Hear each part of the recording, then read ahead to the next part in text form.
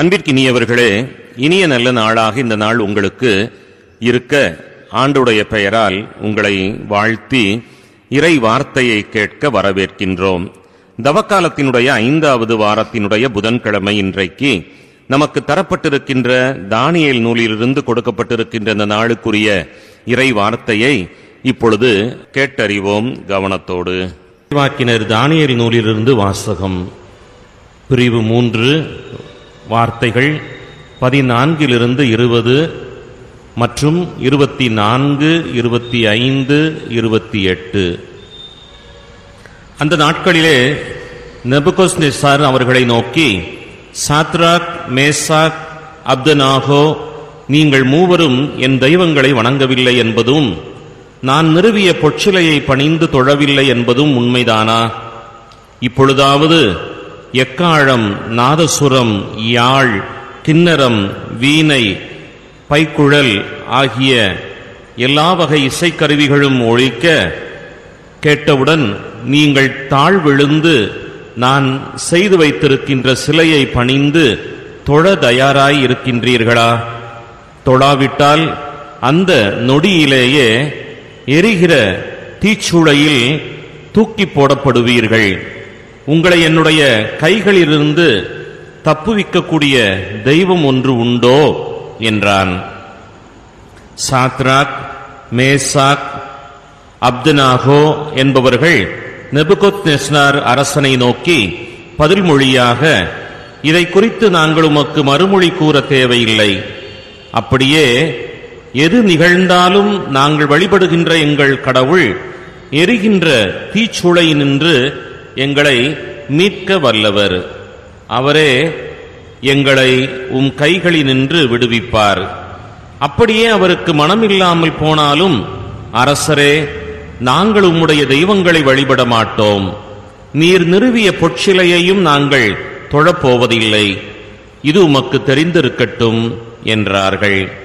இதை கேட்டு நெபுகத்நேசார் அரசன் சாத்ராக், மேசாக், அப்தனாகோ ஆகியோர் மீது வெகுண்டெழ அவனது முகம் சினத்தினால் சிவந்தது. வழக்கத்தை விட 7 மடங்கு மிகுதியாக தீச்சுளையை சூடாக்கும்படி அரசன் கட்டளையிட்டான். பின்னர் சாத்ராக், மேசாக், அப்தனாகோ ஆகியோரை கட்டி எரியும் தீச்சுளைக்குள் தூக்கி போடுமாறு தன் படை வீரர்களுள் வலியவர் சிலருக்கு கட்டளையிட்டான். அப்பொழுது நெபுகத்நேசார் அரசன் வியப்புற்று விரைந்து எழுந்து தன்னுடைய அமைச்சரை நோக்கி, 3 பேரைத்தானே கட்டி நெருப்பினுள் எறிந்தோம் என்றான். ஆமரசரே என்று அவர்கள் விடையளித்தனர். அதற்கு அவனோ, கட்டவிழிக்கப்பட்டவர்களாய் நெருப்பின் நடுவிலே 4 பேர் உலவுகிறதை நான் காண்கின்றேன். அவர்களுக்கோ ஒரு தீங்கும் நேரவில்லையே. மேலும் 4வது ஆள் தெய்வ மகன் ஒருவன் போல் தோன்றுகின்றானே என்றான்.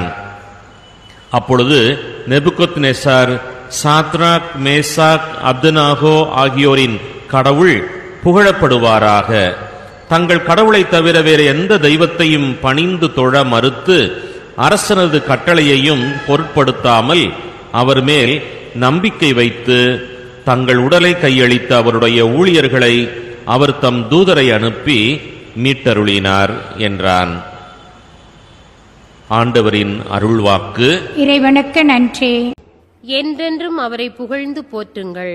என்றென்றும் அவரை புகழ்ந்து போற்றுங்கள். என்றென்றும் அவரை புகழ்ந்து போற்றுங்கள்.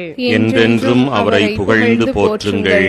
எங்கள் மூதாதையரின் கடவுளாகிய ஆண்டவரே, நீர் வாழ்த்து பெறுவீராக. என்றென்றும் நீர் புகழப் பெறவும் ஏத்தி போற்றப் பெறவும் தகுதி உள்ளவர். மாட்சியும் தூய்மையும் நிறைந்த உம் பெயர் வாழ்த்துக்குரியது. என்றென்றும் அவரை புகழ்ந்து போற்றுங்கள். சீரிய நல்லுள்ளத்தோடு வார்த்தையை கேட்டு அதை காத்து மன உறுதியுடன் பலன் தருபவர் பெயர் பெற்றோர். ஆண்டவரே, நற்செய்தியை தகுந்த விதத்தில் எடுத்துச் சொல்ல என் உள்ளத்தையும் உதட்டையும் தூய்மையாக்கும். ஆண்டவர் உங்களோடு இருப்பாராக.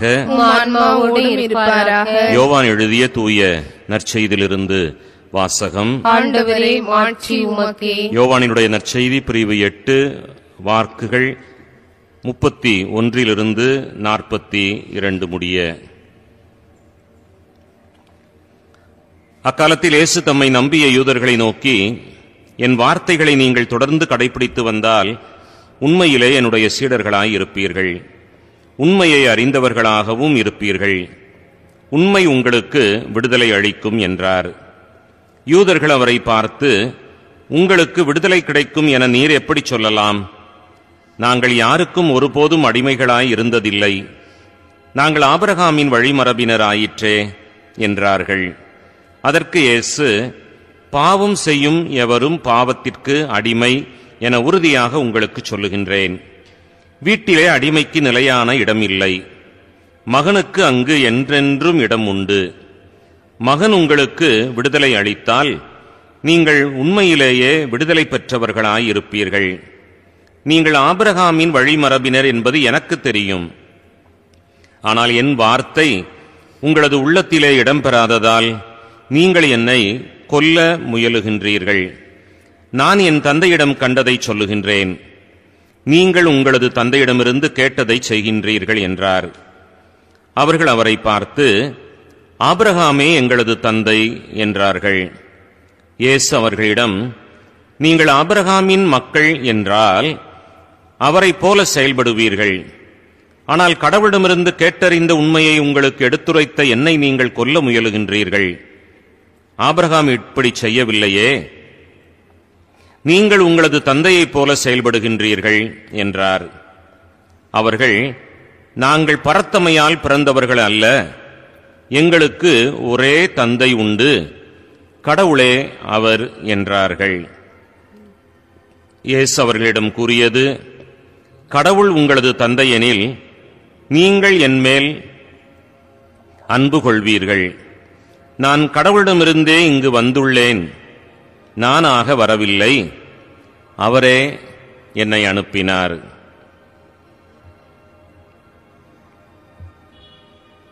கிறிஸ்துவின் நற்செய்தி. கிறிஸ்துவே உமக்கு புகழ். அன்பிற்கினியவர்களே, ஆண்டவர் இயேசுவினுடைய பெயரால் உங்களை வாழ்த்துகின்றேன். விடுதலை தருபவர் நம் ஆண்டவர் இயேசு கிறிஸ்து. இந்த விடுதலையைத்தான் அவர் மிக தெளிவாக உண்மையை சார்ந்தவர்கள் விடுவிக்கப்படுவார்கள் என்பதனை அழுத்தமாக அவர் கூறுகின்றார். இந்த உண்மை இன்றைக்கு ஒரு அருகிய காரியமாய் மாறிப் போகின்றது.